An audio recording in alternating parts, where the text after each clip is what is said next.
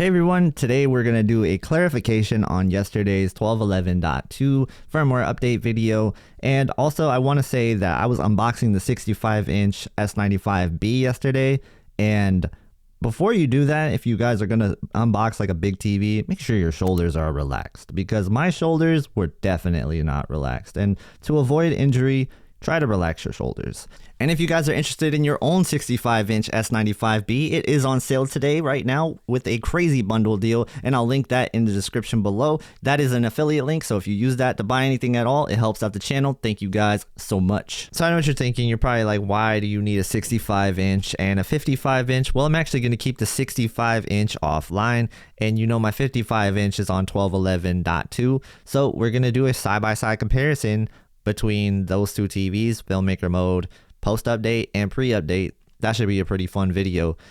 Oh yeah, that's right. So I can't forget to mention that Vincent from HGTVTest actually tweeted out that he did the graphs for the S95B, so stay tuned for his video. That's going to be very, very exciting to watch, and I can't wait to see what his findings were. Maybe he found something else other than Filmmaker mode. I can't wait to find out. So a lot of people were asking about game mode, and yeah, I actually did do a comparison of that. I just didn't include it because nothing changed. The next thing was clarification on the footage that I used. So I used Blade Runner 2049, but it was not the disc and it was not the digital version. It was a YouTube video from HDRX. So that's just a custom graded version of Blade Runner 2049. It's just a clip that I got on YouTube and I ran it off of the YouTube app. That's it. I just wanted to clarify that in case you couldn't like replicate my results. That's why. All right, so let's move on to the TV that's right next to it, the LG G2. So there's a couple of important things I want to highlight about the LG G2. Number one is that it is a fantastic movie watching TV. It traded blows with the S95B pretty well. Honestly, there was a couple of scenes where it looked very similar, if not the same. And of course, the S95B will pull ahead on a lot of the highlights, especially the colorful highlights, because I would say that's the G2's weakness. Honestly, it feels like it has worse color volume than my C1 48-inch, but that could just be that I was kind of comparing it in game mode. I didn't actually do the movie mode comparison for C1 and G2 yet, but this is one of the things that I need to highlight. Also, the G2 in game mode, it's not great. It's really not great in the state that it's in. The only caveat I would say is if you play dynamic tone mapping on only, you will probably be okay with it.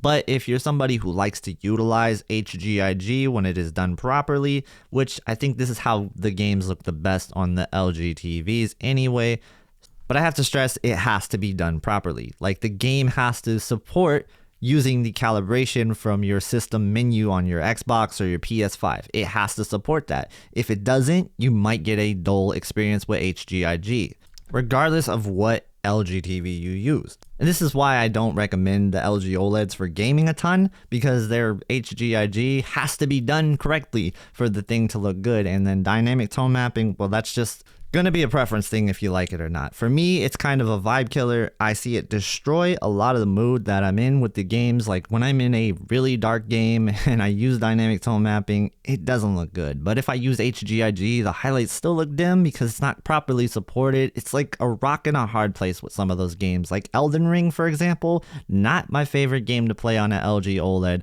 Love it on a Sony OLED, love it on the S95B, but those types of games just let me down on the LG OLED.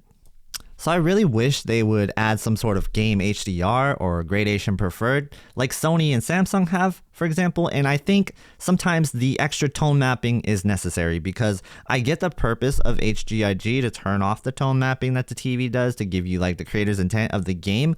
But sometimes these games just aren't done properly and they don't have the sliders that work with HGiG in the first place. And then you end up getting a really dull experience. Like for example, Elden Ring, the only thing that I'm brightening up with HGiG is like just a few elements. That's it. And I know the game creators weren't designing this game with the LG OLED in mind. And that's one of the things. Like on game HDR for the S95B, it looks fantastic. The armor that's shiny actually looks shiny. On an LG OLED, it looks completely dull because the highlights aren't really showing the way that they're supposed to because there's no tone mapping. And that's the bummer. And if you use dynamic tone mapping, it lifts everything and kills the vibe of the game.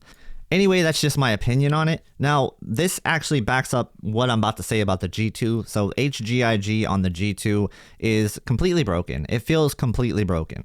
Now, this is one thing that I want to be clear, that if HGiG is done properly, it will look good on your LG OLED. But on the G2, it does not. So that's the biggest issue here. HGiG feels dull. Like, not just dull like when I have it next to S95B, it looks like the dimmer TV. No, even if I turn off the S95B, I'm looking at these scenes in game mode and I'm just like knowing that these could be brighter. And that feeling I could not shake with the G2. I couldn't shake it because I look at the C1 in the same game with HGiG on and I don't have that feeling. So that's just really disappointing, and I can't recommend the G2 for gamers in that current state.